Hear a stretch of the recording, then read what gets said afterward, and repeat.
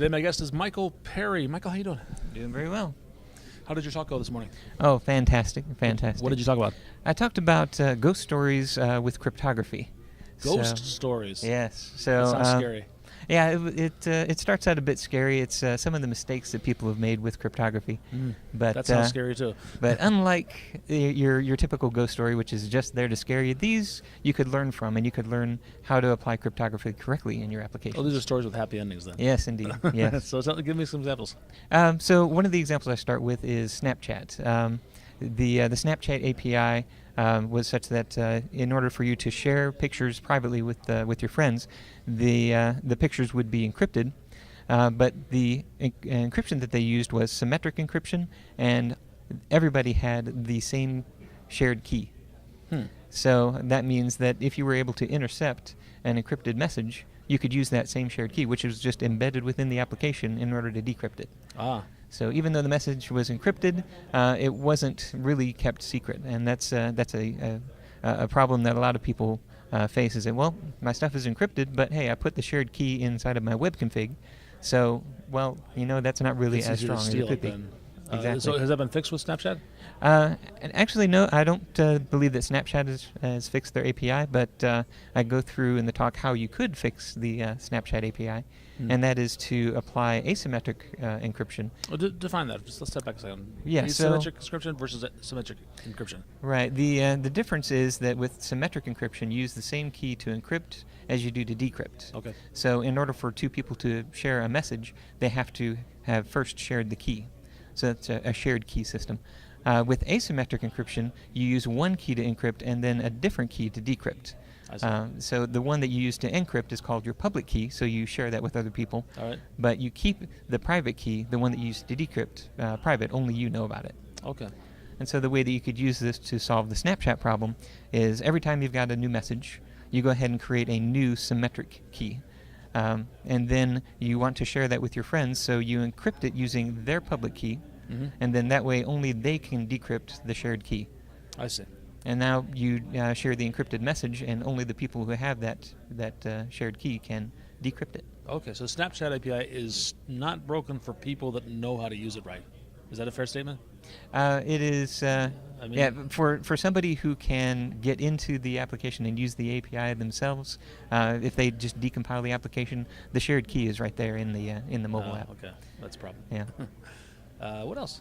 So the next one that I talk about is what happened with the Heartbleed bug, and that was a bug that was in the transport layer security stack. Yeah, that got a lot of press. Used in a lot of servers, and it was what really. What did happen with that? Well, what happened is that the Heartbeat API says that I can send you a message, and I say this message is 3 characters long and it's hi, H-I exclamation point, and then you're supposed to send me back that same message.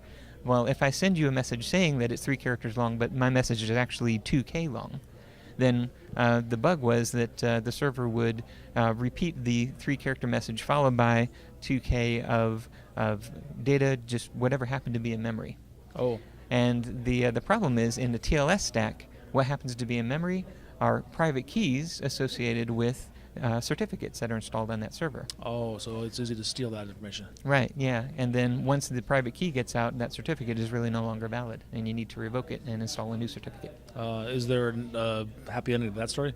The happy ending is that the bug has been fixed. So okay. So if you patch your to the latest version of the OpenSSL stack, then you'll have the fix, and you get new certificates and install them, and put the old certificates on the certificate revocation list.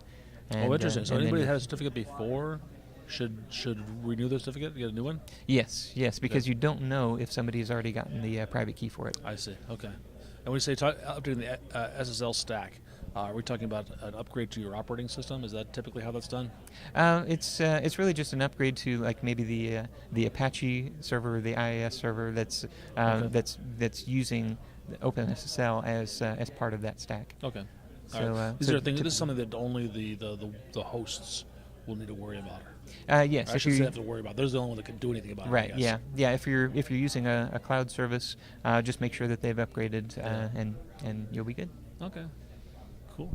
Yeah. Keep going. This is good stuff. Yeah, yeah. So the last one that I talk about is what happened with Target and with some of the other vendors where their point of sale systems were hacked.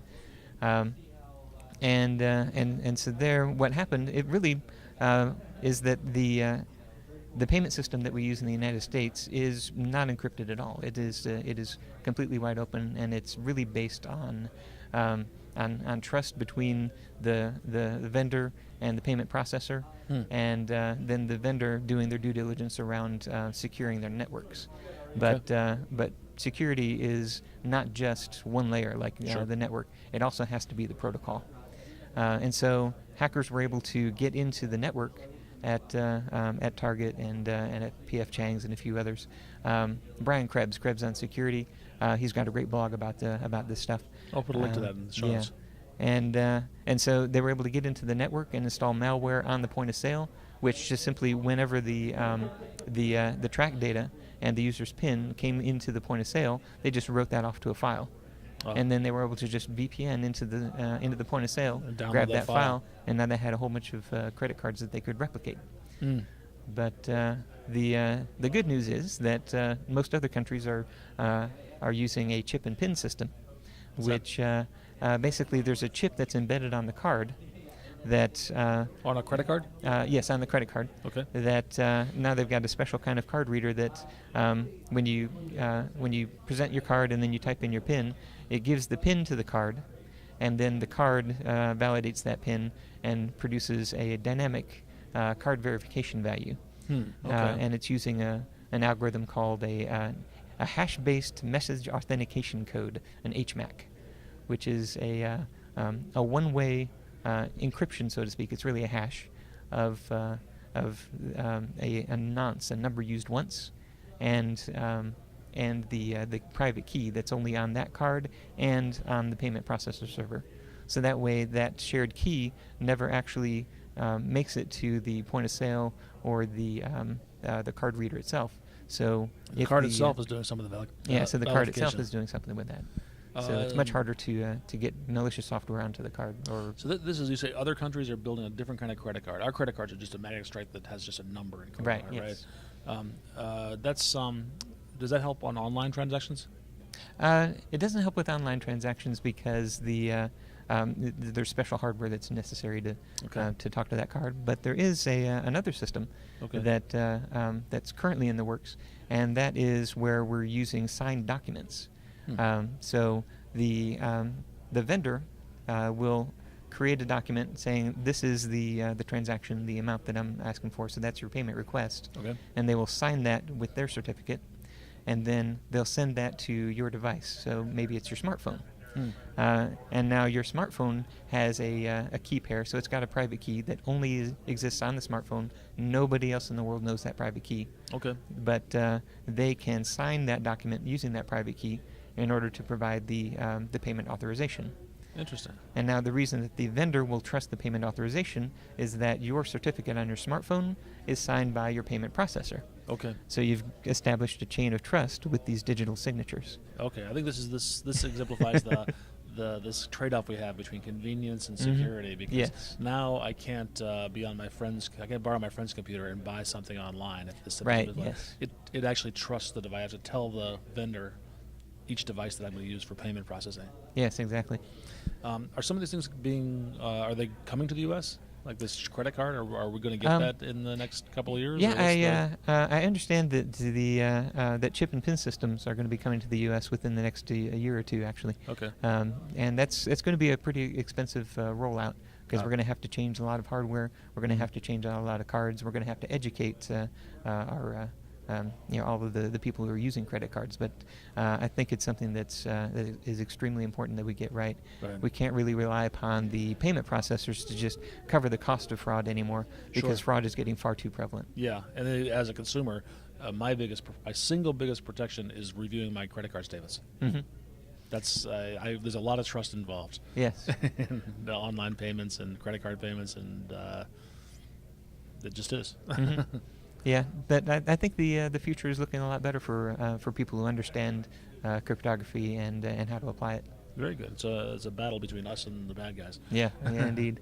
Do you have an online presence? I do. So all of this information, I've presented a course on Pluralsight called Cryptography Fundamentals for C# and Java developers. Okay. I'll check that out. I'm a Pluralsight subscriber and a fan. Okay, awesome. Yeah.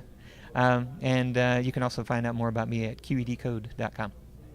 Michael, thanks a lot. Thanks, Dave. Enjoy the conference. All right, thanks.